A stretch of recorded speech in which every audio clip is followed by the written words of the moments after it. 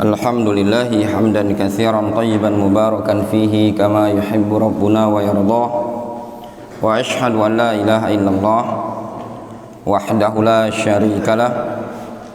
Wa ashhadu anna Muhammadan abduhu wa rasuluhu sallallahu alaihi wa ala alihi wa ashabihi ajma'in, amma ba'd.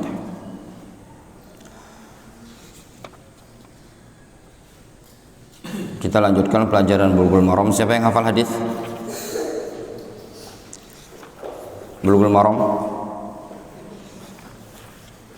Yang hafal silakan setorkan. Yang belum hafal silakan ambil posisinya. Kita lanjutkan ya. Bismillahirrahmanirrahim. Wa an Amr ibni Kharijah qala khatabana Rasulullah sallallahu alaihi wasallam bi Mina. Dari Amr bin Kharijah, beliau mengatakan,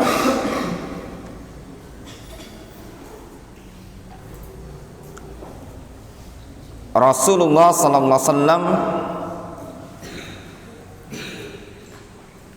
berkhutbah di tengah-tengah kami di Mina. Wa huwa ala rahilatihi.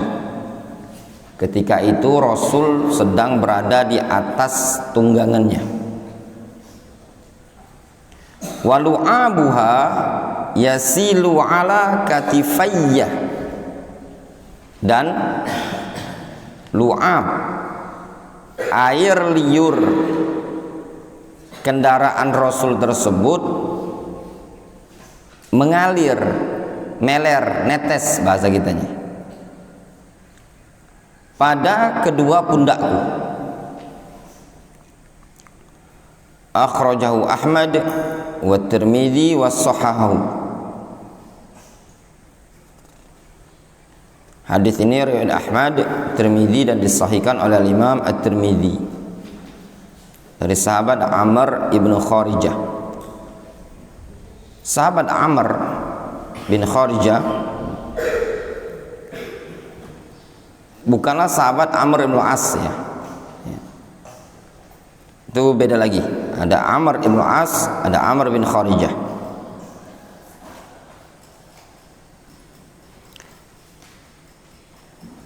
Takhrijul hadis. Hadis Amr ibn Kharijah rawahu Ahmad wa Tirmidzi wa Ibnu Majah.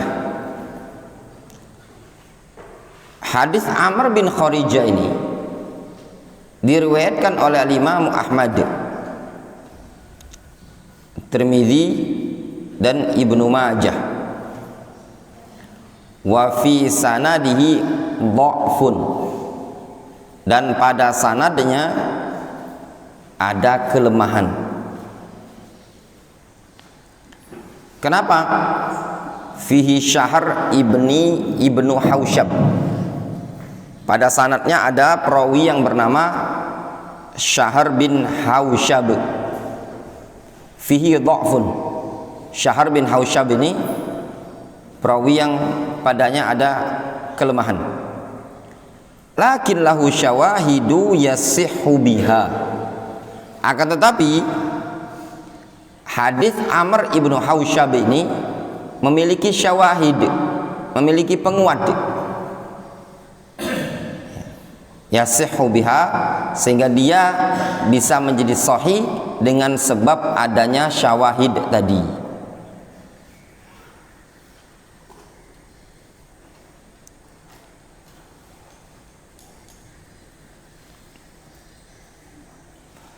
Fiqhul hadis, fikih hadis ini.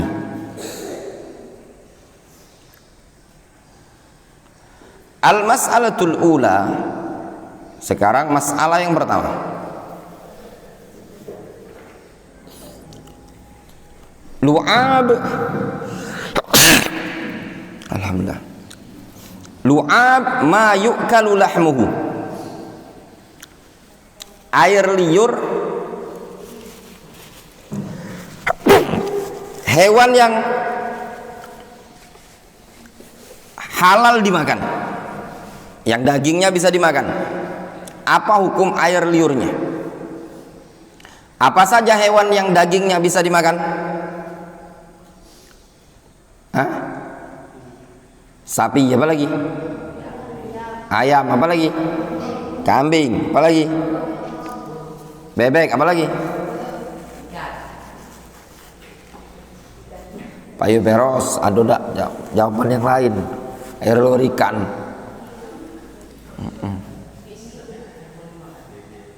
Apa? Onta, air liur onta.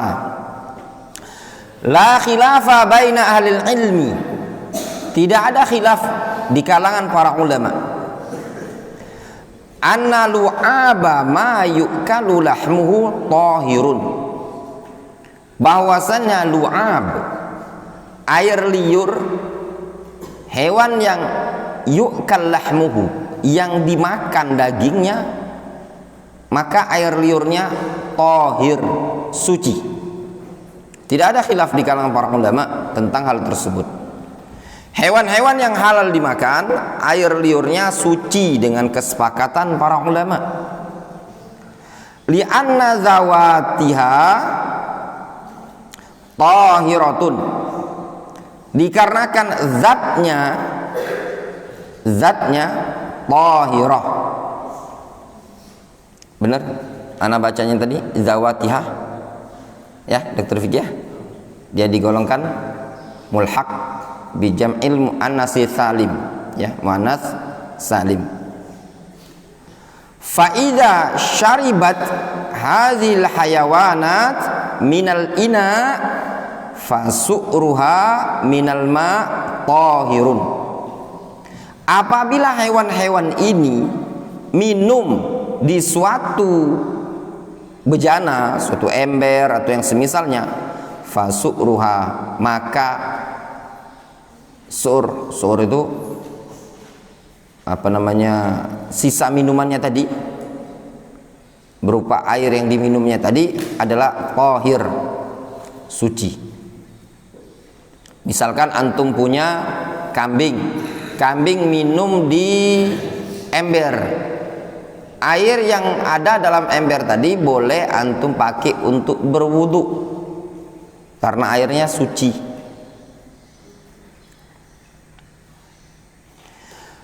Al-mas'alatu tsaniyah, masalah yang kedua. Nah, mohon fokus perhatikan baik-baik.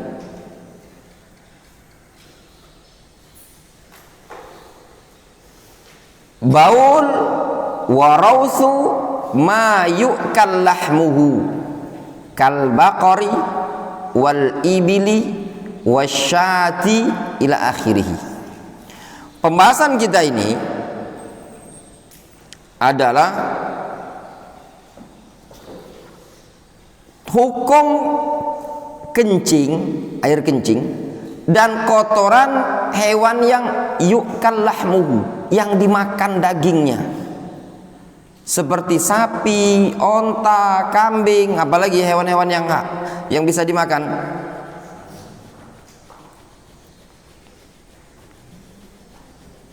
Hah? Rusa, kerbau, ayam, kelinci, apalagi yang halal dimakan dagingnya? Angsa. Sebelum Anda lanjutkan ini, Anda mau tanya dulu, hewan yang tidak halal dimakan kotorannya najis apa tidak? Nah, najis. Itu pendapat kafatul ulama, mayoritas para ulama. Kemarin yang kita baca, kotoran hewan yang haram dimakan najis. Jelas ya? Najis. Kotoran apa saja? Kotoran babi, kotoran anjing, kotoran kucing, kotoran tikus, kotoran macan, cicak, dia digolongkan kotoran hewan yang tidak memiliki darah, ya. Jadi kalau mau kita simpulkan ada tiga pembahasan ini. Yang pertama, kotoran hewan yang tidak memiliki darah dikenal apa? Mala nafsalahu sa'ilah, tidak punya darah mengalir. Kotoran cicak, kotoran semut, kotoran apa lagi? Kecoa atau yang semisalnya itu dimaafkan. Jelas? Jelas Abu Mama? Kan bangkainya pun dimaafkan kan? Tidak najis kan? Iya pada bangkai cicak najis enggak? Dalilnya? Iya dalilnya, itu bukan dalil, itu alasan. Dalilnya apa kira-kira?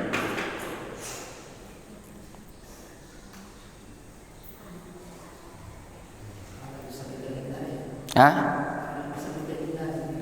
Karena tidak bisa dihindari, itu alasan Dokter Vicky.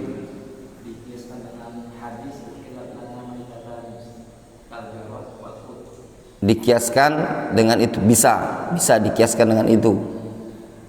Pengkiasan ditinjau dari sisi itu, karena belalang tidak ada darah, bisa. Tapi ada yang lebih soreh lagi, Syu'bah yang barusan kita lewati. Dia tidak boleh dimakan, tapi bangkainya suci. Barusan hadisnya beberapa hari yang lalu. Itu kucing.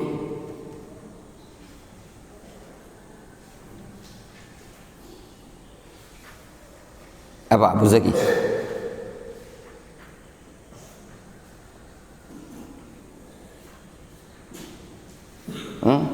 Barusan hadisnya. Pengiasannya ke sana yang lebih tepat. Karena dia haram dimakan. Tapi bangkainya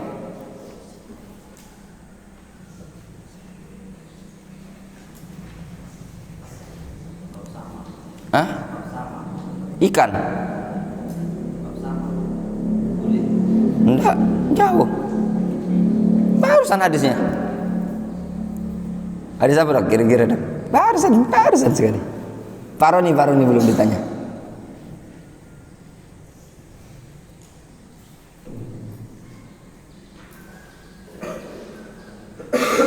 Hah? Hadis lalat.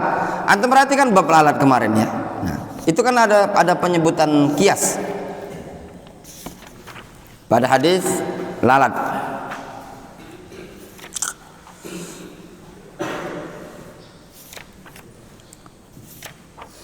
Mana hadis lalat kemarin? Halaman 47 ya.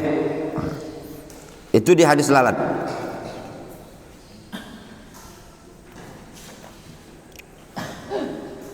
Antum lihat di situ. Halaman 48. Di halaman 48.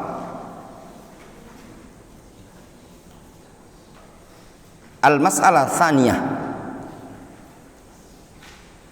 Al-mas'alah ats-tsalitsah. Maitatul hasyarat kal ba'ud wal dzubab wal farash alladhi as-sahih alladhi alaihi jumhurul ulama anna hadhil hasyarat tahiratun hayyatun wa mayyitatun illa ma kana min asli najasah ay mutawalladun minha fa huwa najisun. Pendapat mayoritas para ulama, mereka mengatakan serangga-serangga ini tadi ya, suci ya, baik dia hidup ataupun mati. Disebutkan dalilnya, alasannya apa? Ad-dalilul awwal idza waqa'a adz-dzubabu fi syarabi ahadikum falyaghmishu fa fihi dalilun ala anna adz-dzubab idza ughmisa laysa najisan walau mata fi syarab atau fi syarab wa tuqasu alaihi baqiyatul hasyarat fa kulluha mimma la nafsa lahu sa'ilah. Ad-dalilul tsani annahu laysa fi adamun sa'il. Itu tadi. Jelas. Sisi pengkiasannya ke sana. Karena lalat tidak ada darah yang mengalir, demikian juga hewan-hewan yang tidak mengalirkan darah. Kotoran badannya suci. Kalau bangkainya saja suci, apalagi kotorannya kan? Itu tadi. Jelas? Cicak kan nggak ada darahnya, itu kecoa dan yang semisalnya. Yang kedua, golongan yang kedua, kotoran hewan yang haram dimakan dagingnya. Pendapat mayoritas para ulama, najis. Kotoran kucing najis. Nah, pembahasan kita di pagi hari ini yaitu berkaitan dengan kotoran atau kencing hewan yang halal dimakan, seperti sapi, onta, kambing, kerbau, kuda, tai kuda, tai kambing, tai ayam, tai bebek, tai angsa, tai apa lagi Ibrahim? Hah? Tai sapi, apa lagi? Tai kelinci. Nah, alladzi alaihi amatus salaf, pendapat amatus salaf, mayoritas salaf, wa mazhabul malikiyah wal hanabilah, dan itu mazhabnya malikiyah, hanabilah, wa ba'dul hanafiyah, dan juga pendapat sebagian hanafiyah, wa ba'dus syafi'iyah, dan pendapat sebagian syafi'iyah. Apa? Anna baula wa rautha ma yu'kalu lahmuhu tahirun, bahwasannya baul kencing, wa rauth kotoran, ma yu'kalu lahmuhu tahirun, hewan yang halal dimakan, yang bisa dimakan adalah suci. Jadi pendapat mazhab Malikiyah, Hanabilah, sebagian Hanifiyah, sebagian Syafi'iyah, mereka mengatakan kencing atau kotoran hewan yang halal dimakan ini suci. Kenapa dikatakan suci? Liwujudil adillah allati tadullu ala istitsna'i hadhil hayawanat, dikarenakan adanya dalil-dalil yang menunjukkan pengecualian pada hewan-hewan ini. Wa min hadhil adillah, di antara dalilnya ada pertanyaan, Ustadz, kalau suci kotoran ayam, kenapa Ustadz nyuruh kami bersih-bersih kalau ada ayam di masjid? Hei, itu memang suci kotorannya, tidak najis, tapi kotorannya tetap kotor, bau, ya, tidak enak kalau nempel di masjid. Jangan antum kira mentang-mentang suci tadi antum biarkan kotoran ayam. Antum mau tidak dicoleti kotoran ayam di pipinya antum? Bau kan? Nah itu tadi, kalau ayam beraknya di masjid itu bau, makanya antum harus bersihkan.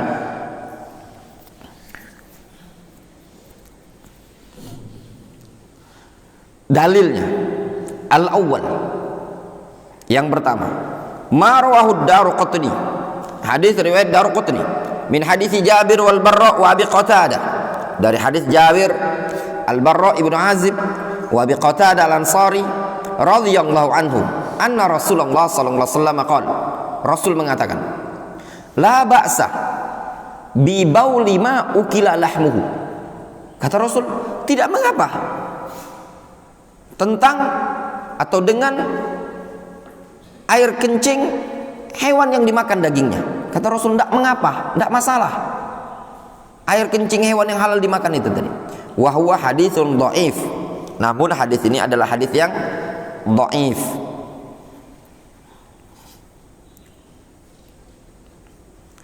As-sani, yang kedua, hadis yang ma fi sahih Muslim, yang disebutkan dalam sahih Muslim, min hadis Jabir ibn Samurah, dari hadis Jabir bin Samurah radhiyallahu anhu, anna Nabiyya sallallahu alaihi wasallam, bahwasanya Nabi sallallahu alaihi wasallam adzina lahum bis salah, bahwasanya Rasul membolehkan mereka untuk salat fi marabidil ghanam, di tempat kandang atau penambatan kambing, ma'an la takhlu min abwalin wa arwasil ghanam, dalam keadaan tidak lepas yang namanya penambatan kambing dari air kencing dan kotoran-kotoran kambing. Kata Rasul, sallu fi marabidil ghanam, salat kalian silahkan di tempat penampatan kambing. As-salis, yang ketiga, ma jaa fi sahihain min qissatil uraniyin. Dalil yang ketiga tentang kisahnya al-uraniyin. Qadima unasun min Uklin, datang sekelompok orang dari wilayah Uklin, au Urainah, dari Urainah. Fajtawau al-Madinah, mereka pun merasa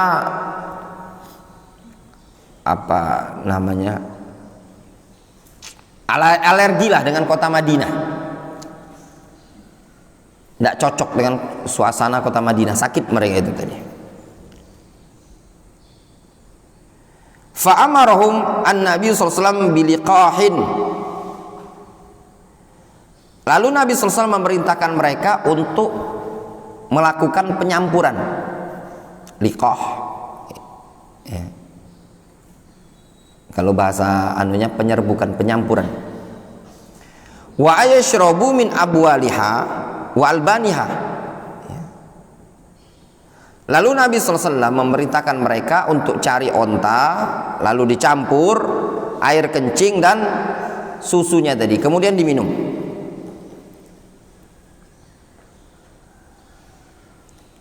Faida syaribu min abwabil ibil, tatkala mereka minum dari air kencing onta tersebut, la budda ayusiba afwahahum wa aidiyahum, pasti ya,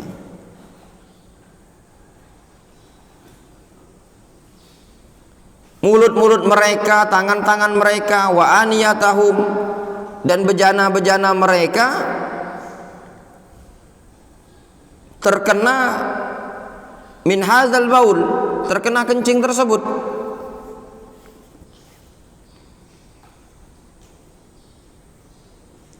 Jadi Rasul memerintahkan mereka untuk minum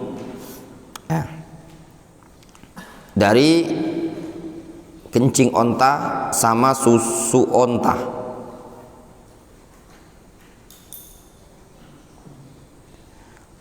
Itu memang obat ya kan?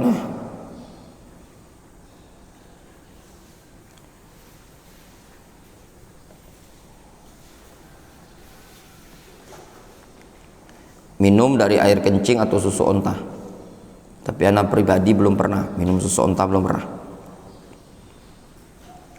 Antum yang ke Yaman, minumlah di sana, segar-segar, luar biasa. Bisa antum mau minum dari langsung dari ontanya langsung, itu boleh. Di belakang Darul Hadis Fiyush itu sekitar jarak setengah kilo lah mungkin ya.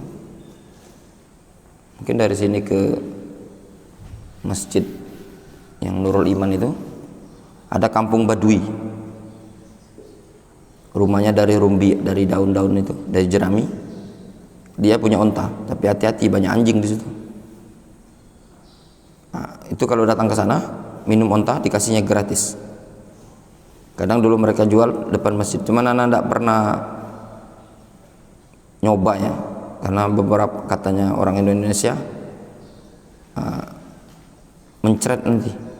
Beberapa kali ada orang minum susu onta itu banyaknya yang mencret, dan jadi memang agak amis. Dia beda dengan susu sapi. Nah, susu sapi enak. Di Yaman ada susu sapi yang sudah dikemasi susu kalau kita beruang itu ya. Nah, dia itu sudah dikemasi, namanya bakori. Nah, itu kalau lagi ada duit beli bakori itu belah. Udah dikemasi tapi bukan susu asli murni dari sapi. Nah, kalau yang onta tadi masih murni dia. Kadang dijualnya pakai botol depan masjid. Belum pernah nyoba, jadi enggak tahu gimana rasanya susu onta itu. Jelas ya? Itu sisi pendalilannya. Kisahnya agak panjang ya, ini kisah kaum Urainah ini. Jadi mereka ini datang ke kota Madinah, ya, sudah masuk Islam, ya, udah mengucapkan kalimat tauhid, ya, mereka udah masuk Islam. Nah, mereka ini dulunya orang yang biasa ngembala hewan, ya.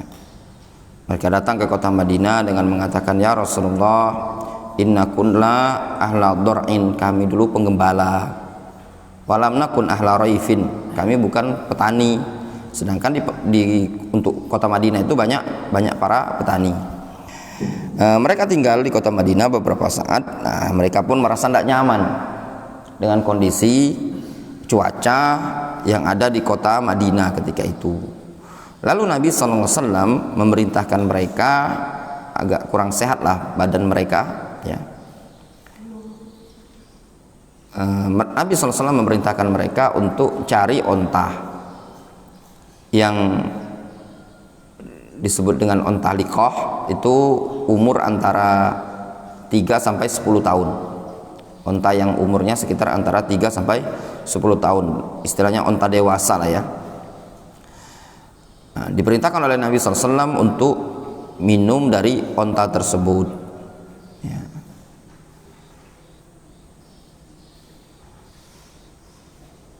Kemudian tatkala mereka berada di wilayah Harro, nah wilayah Harro itu dekat kota Madinah, disebut Harro, wilayah itu agak berbatu, dikatakan oleh para ulama mungkin karena batu-batu itu hitam, ya. Sampai di wilayah tersebut mereka kafir, ya. Awalnya Islam, malah mereka membunuh penggembala yang ditugasi oleh Nabi SAW. Onta yang tadi mereka disuruh ngambil air kencing sama susunya, mereka pun bunuh. Sampailah kabar tersebut kepada Nabi SAW. Ini masuk pada bab namanya hukum quta'ut turuk, begal, perampok. Lalu Nabi SAW mengirim utusan untuk ngejar, ngikuti jejak mereka. Akhirnya mereka pun dapat ya, terkejar. Mata mereka ditusuk, kemudian tangan mereka dipotong, ya, dipotong. Marah Rasul ketika itu. Itu kisahnya kaum Urainah. Tapi Rasul SAW membunuh mereka, ya, karena mereka juga udah kufur kepada Allah Subhanahu wa taala, ya. Nah, sisi pendalilan yang disebutkan oleh Syekh Taufik Al-Ba'dani, mereka kan minum dari air kencing onta, minum dari susu onta tersebut, ya. Otomatis kan ada bejana, ada wadah. Walam ya'murhum Rasulullah SAW bitagsil atau tathhir ma wasala ilaihi min baulil ibil. Namun Nabi SAW tidak memerintahkan untuk membasuh, mensucikan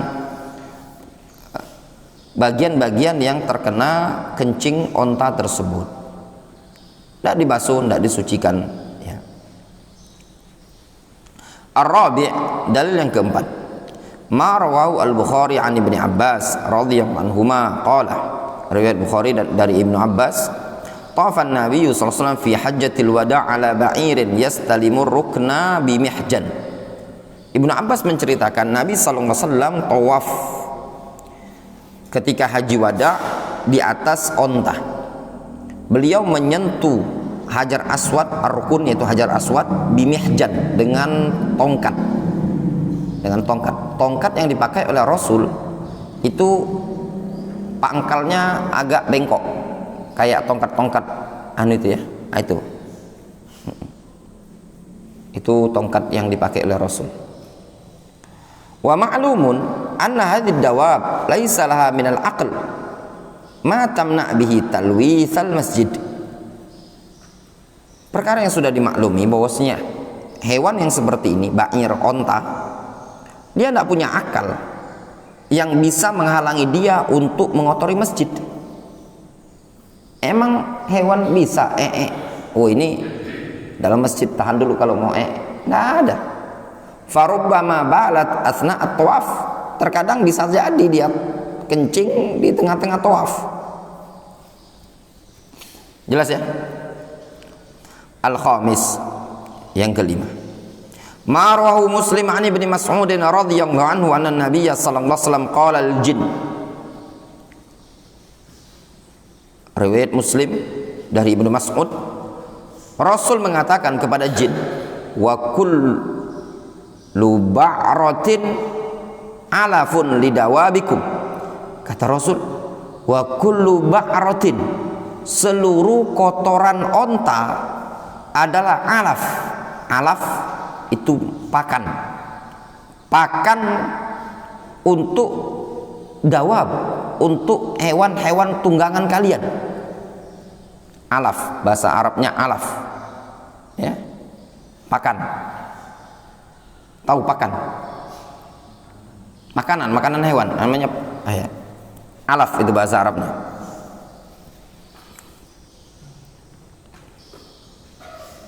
Wal ba'ratu takunu minal ghanam.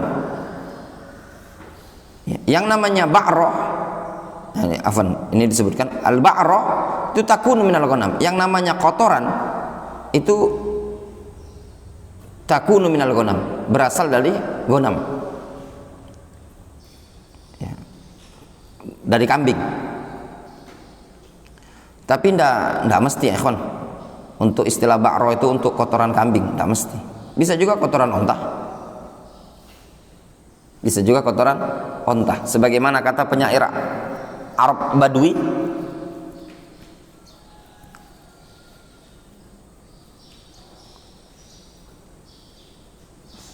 ketika dia ditanya, "Kaifa arafta rabbak?" Gimana syairnya dia?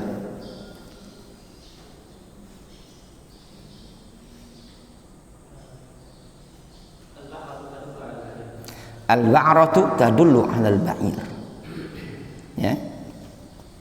Ketika dia ditanya, dia mengatakan al-atharu, bekas jejak itu, tadullu 'alal masir, menunjukkan adanya yang melintas ya di situ. Ya. Fas-sama dzatu abraj, wal ardu dzatu fijaj, wal ba'ratu tadullu 'alal ba'ir, ala tadullu annahu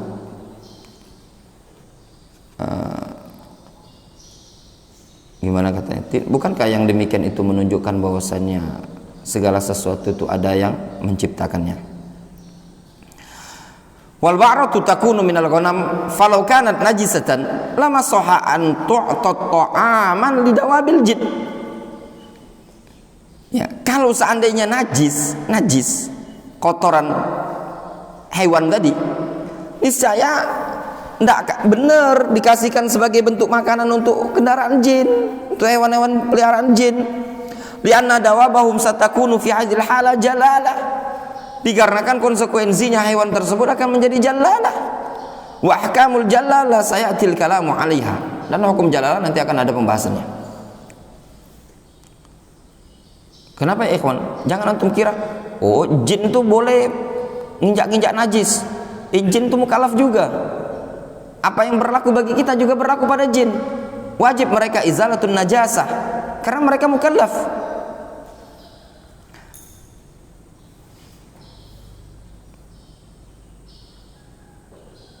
Pertanyaan untuk antum, apakah di bangsa jin ada pondok pesantren?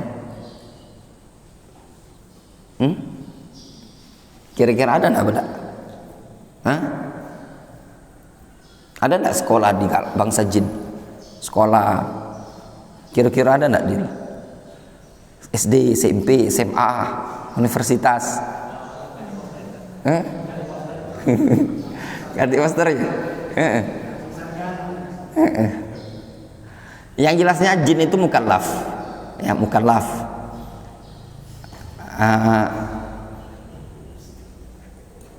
Dari beberapa keterangan yang disebutkan oleh para ulama, dari kisah-kisah yang ada, wallahu alam, nampaknya mereka itu juga kadang ikut majelisnya manusia. Ya. Syekh Muqbil punya buku namanya Tuhfatul Mujib. Nah, di Tuhfatul Mujib di situ ada bab as'ilah tentang jin, pertanyaan-pertanyaan tentang jin. Syekh Muqbil menceritakan di buku itu ada seorang masyayikh di Masjidil Haram pada masa itu sedang ngajar, tiba-tiba ada suara, ya syekh. Lebih kurang maknanya, muridnya antum syekh, nginjak-nginjak kami katanya. Dalam keadaan ada suara tapi tidak ada kelihatan siapa yang ngomong tadi. Kata syekh tersebut, nasihati yang lain, kasih tempat, kasih, jangan diganggu, mereka ingin duduk di majelis. Oleh karenanya Syekh Muqbil dulu pernah ada muhadharah, judulnya apa? An-nasiha li ikhwanina minal jin. Nasihat untuk saudara-saudara kami dari kalangan jin. Disampaikan di Darul Hadis Dammaj di depan santri sih sebenarnya, para tulab, tapi nasihat itu ditujukan ke jin. Lebih kurang 1 jam. Sudah ada transkripnya. Kalau antum pengen dakwah di bangsa jin, antum bacakan saja nasihat dari Syekh Muqbil tadi. Ya. Kalau baik antum bosan dakwah di masjid-masjid, bakalan banyak yang tidak terima, terlalu banyak yang mentahdziri antum dakwah baik di kalangan jin. Ya enggak? Tempat-tempat sepi, kalau baik banyak pengikut.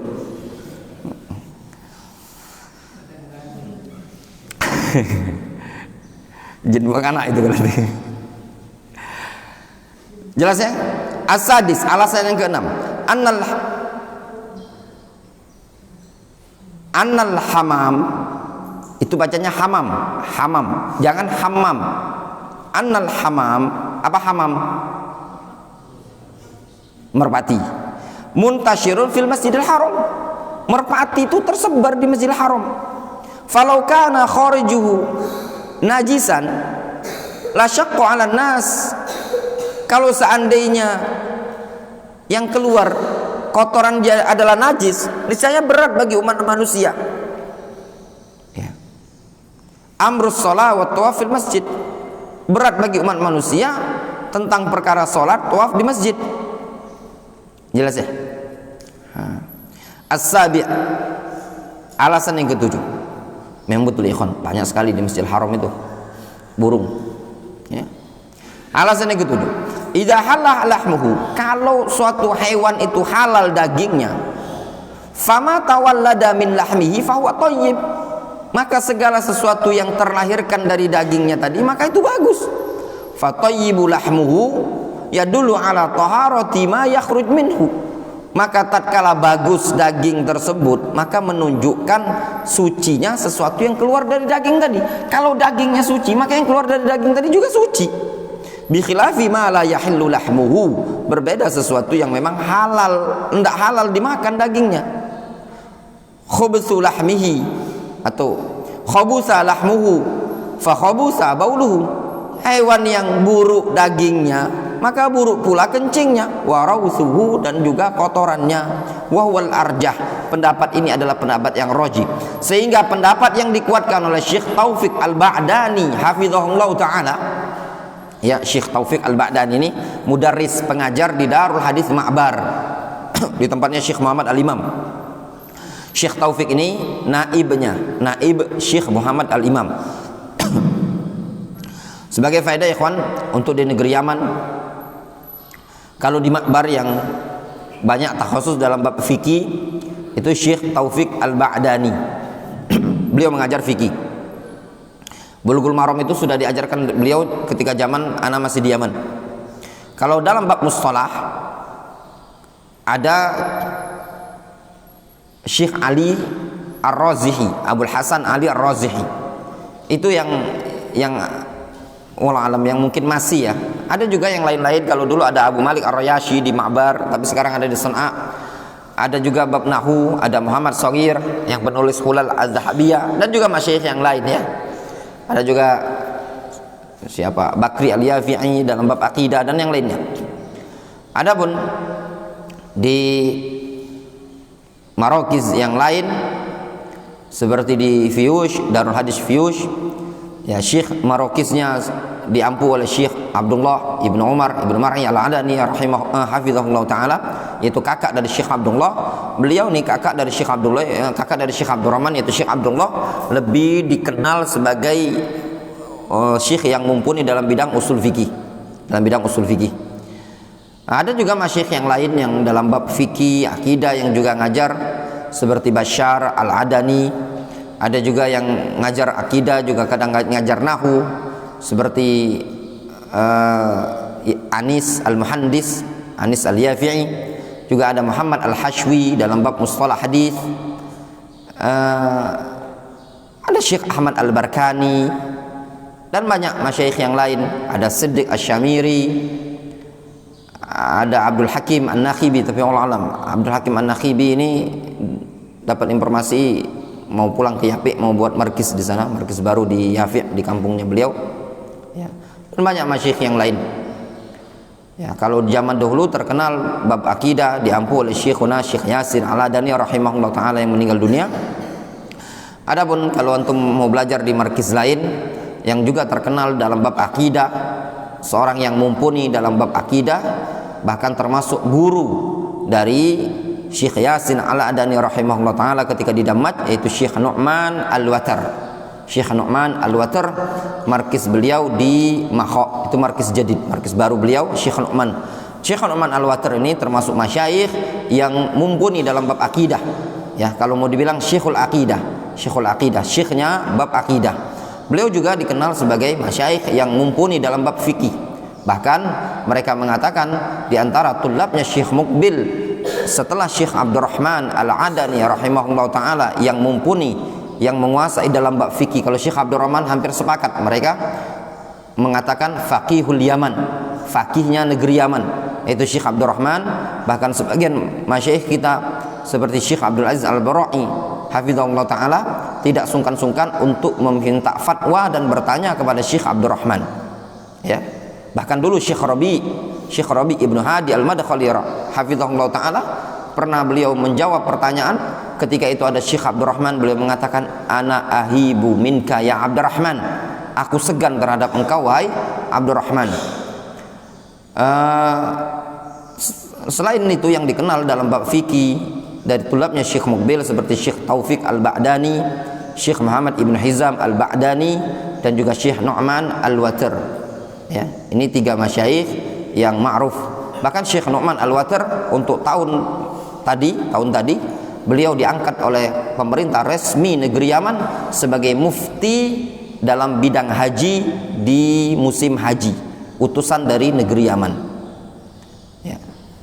Ada yang mengusulkan Abu Amr Al-Hajuri, Abu Amr Abdul Karim, tidak diterima sama daulah hukumah. Itu kalau untuk mau belajar masyayikh yang terkenal. Adapun dalam bidang mustalah al-hadis di negeri Yaman yang sudah terkenal sejak dahulu adalah Syekh Ahmad Ibnu Sa'id Al-Ashhabi yang ada di Sumain. Ya, Ahmad Ibnu Sa'id. Kata Syekh Hasan bin Nur Al-Marwa'i yang ana dengar dengan kedua telinga ana ketika kami daras mustalah, kata beliau, yang mewarisi ilmu Syekh Muqbil dalam bidang mustalah ada dua masyayikh yang pandai dalam ilmu ilal. Yang pertama Syekh Abdurrahman Al-Adani, yang kedua Syekh Ahmad Ibnu Sa'id Al-Ashhabi. Itu ana dengar langsung dari telinga ana. Ya. Abu Aziz Hasan bin Nur, tidak usah antum meragukan lagi keilmuan beliau dalam bab mustalah. Syekh Abdurrahman mengatakan, akhuna Abu Aziz Hasan bin Nur qawiyun fil bahth, orang yang qawi dalam masalah bahas mustalah hadis, qawi sekali. Ya, wallahu alam di mana keberadaan beliau. Kalau dulu terakhir setahu ana beliau tinggal di Hudaidah. Ya, alhamdulillah sekarang ahlu sunnati wal jamaah min tullabi Syekh Muqbil da'wa ahlu sunnah fi biladil Yaman betul-betul tersebar. Ya, mulai dari San'a sampai Hudaidah. Hudaidah banyak markiz ahlu sunnati wal jamaah di Hudaidah. Ya, ada Markizus Salam, markiznya Syekh Muhammad Ba Musa. Walaupun saat ini Syekh Muhammad Ba Musa sedang berada di Saudi Arabia sudah beberapa tahun. juga ada markis yang diasuh dari murid-muridnya Syekh Muhammad Al-Usabi, yaitu Masjidus Sunnah yang ada di Hudaidah seperti Muhammad Al-Izzi, dan juga markis yang di wilayah Ib, ya, di wilayah Ib, markis yang terkenal seperti markisnya Syekh Muhammad bin Hizam di Ib, di Ba'dan, dan juga markisnya Syekh Abdul Aziz Al-Burai di Mafraq Hubeish. Di situ juga banyak masyayikh Ahlus-Sunnah seperti Syekh Abdul Wasi As-Sa'idi, seperti Syekh Husain Al-Ashirai, dan yang lainnya. Ya. Demikian juga marokis yang lain di wilayah Hadramaut yang terkenal seperti Darul Hadits At-Thayyibah yang diasuh oleh Syekh Abdullah dulu, ya, namun sekarang Syekh Abdullah lebih fokus ke Darul Hadits Bilfiush. Sekarang diasuh oleh banyak, ada Abu Hashim, ada Syekh Abu Hammam, dan yang lainnya. Demikian juga marokis yang baru yang kemarin ketika anak masih di Yaman baru dibangun, seperti di wilayah Atak, dibangun oleh Syekh atau diasuh oleh Syekh Husain Hasan Alewa, Abul Husain Hasan Alewa. Dan juga ada marokis ahli sunnah seperti yang diasuh oleh Abdullah Ayyash yang ada di Hadramaut juga, Syekh Abdullah Ayyash. Ada juga markis yang baru dibangun juga di Hadramaut seperti markis Syekh Walid Makram, dan banyak marokis ahlus sunnah wal jamaah di negeri Yaman dari tulabnya Syekh Mukbil yang antum bisa belajar di sana. Namun untuk marokis yang terbesar adalah marokis Darul Hadits bi Ma'bar yang ada di kota Ma'bar Zamar, atau marokis Darul Hadits yang ada di Fiush. Itu tidak diragukan lagi dikarenakan ini markis yang terbesar setelah Darul Hadits Dammaj. Adapun Darul Hadits Dammaj sampai sekarang, walaupun setelah wafatnya Syekh Mukbil, setelah pengeboman yang ada di Dammaj, markis Darul Hadits Dammaj, ilmu tetap tegak di sana, diampu oleh Syekh Turki Ibnu Mi'wad Al-Wadi'i dan orang-orang Dammaj. Namun tidak diperbolehkan orang-orang asing belajar ke Dammaj, ya, dikarenakan Syiah yang ada di utara, khususnya di Sa'dah, mereka berkuasa, sehingga yang bisa berdakwah di sana hanya orang-orang Dammaj, ya, orang-orang Dammaj dari kabilah Wadi'ah. Kabilah Wadi'ah itu kabilah yang terbesar di kampungnya Syekh Mukbil.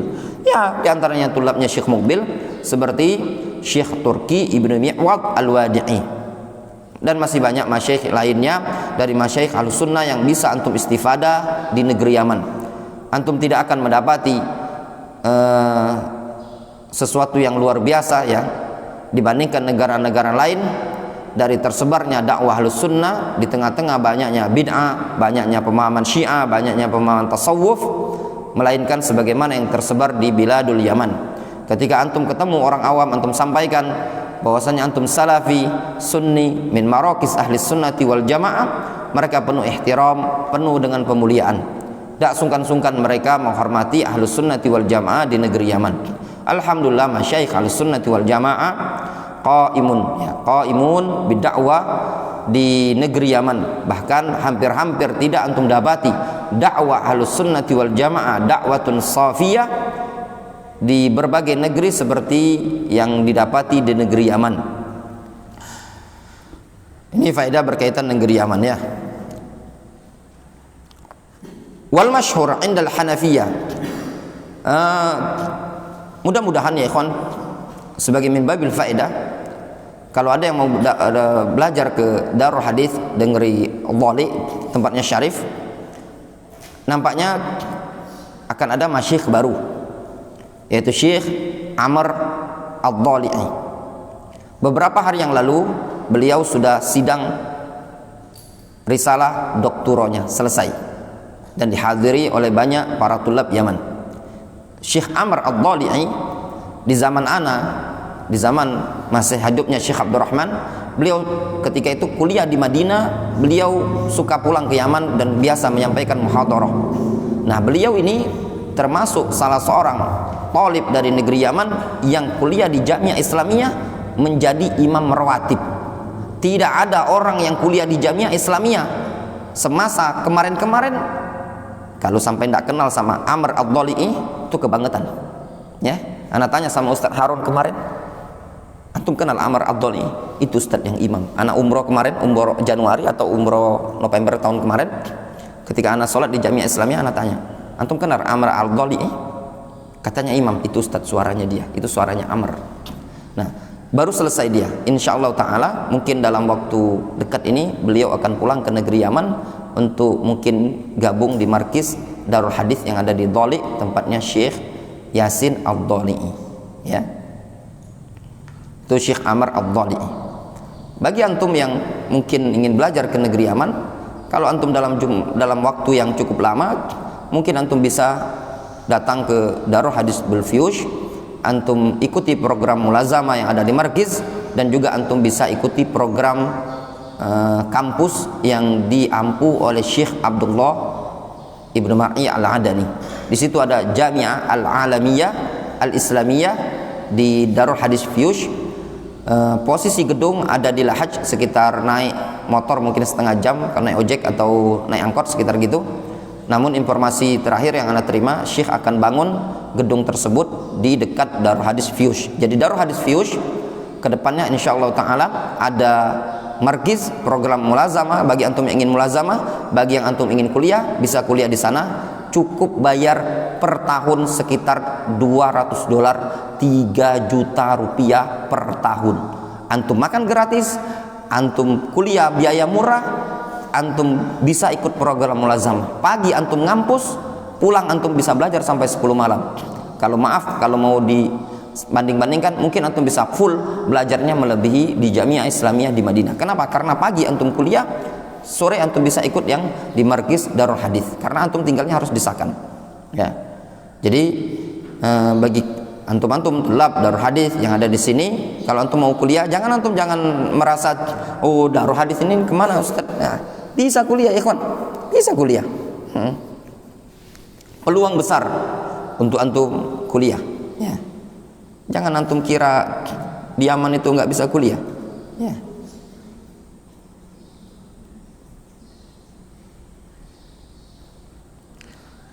Dibandingkan antum kuliah di Indonesia, berapa Indonesia? Ada per semester 3 juta itu. Ada Dil, kuliah apa Dil? Hah? Kuliah bangunan Dil, bukan kuliah, kuliah bangunan. Nah, ada, antum murah sekali, makan gratis. Antum kuliah di Indonesia ngekos bayar, makan bayar, itu makan gratis, tapi itu nasi berni, nasi putih jernih, lauk kurma, musim panas ini tidak ada lauk antum. Ya, cuma jadilah antum belajar, bisa kuliah, ya. Wal masyhur 'inda al-Hanafiyah wa Syafi'iyah wa qaul Ibnu Hazm wa ghairihi. Dan yang masyhur di kalangan Hanafiyah, Syafi'iyah dan qaul Ibnu Hazm, annaha najsatun ka ghairiha minal abwal wal arwas. Ya, yang masyhur dari Hanafiyah dan Syafi'iyah, kotoran hewan yang halal dimakan tadi najis katanya.